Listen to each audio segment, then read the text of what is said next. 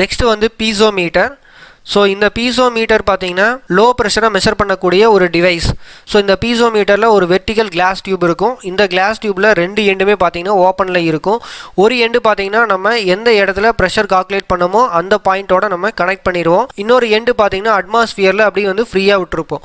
So இப்போது இந்த ஏ அப்படிங்கிற பாயிண்ட்டில் ஒரு பர்டிகுலர் ப்ரெஷர் இருக்கும். இந்த ப்ரெஷர்னால இந்த டியூப்பில் நம்ம மெஷர் பண்ணக்கூடிய ஃப்ளூயிட் வந்து ரைஸ் ஆகும்.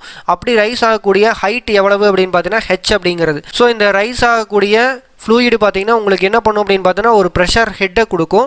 ஸோ இந்த ப்ரெஷர் ஹெட்டோட வேல்யூ தான் ஹெச் அப்படிங்கிறது. ஸோ இது மூலமாக நம்ம எவ்வளோ ப்ரெஷர் இந்த பாயிண்டில் இருக்குது அப்படிங்கிறது கால்குலேட் பண்ணலாம். ஸோ அதுக்குண்டான ஃபார்முலா என்ன, P = ρg ஹெச் அப்படிங்கிறது.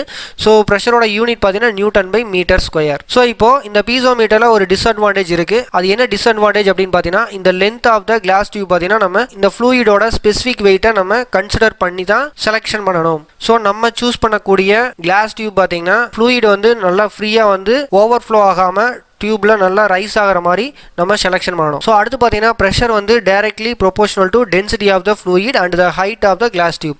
ஸோ இப்போ P = ρg h அப்படிங்கிற ஈக்குவேஷன் எடுத்துக்கலாம். So P is directly proportional to density of the liquid or fluid as well as height of the liquid in the glass tube அப்படின்னு சொல்லிட்டு நம்ம சொல்லலாம்.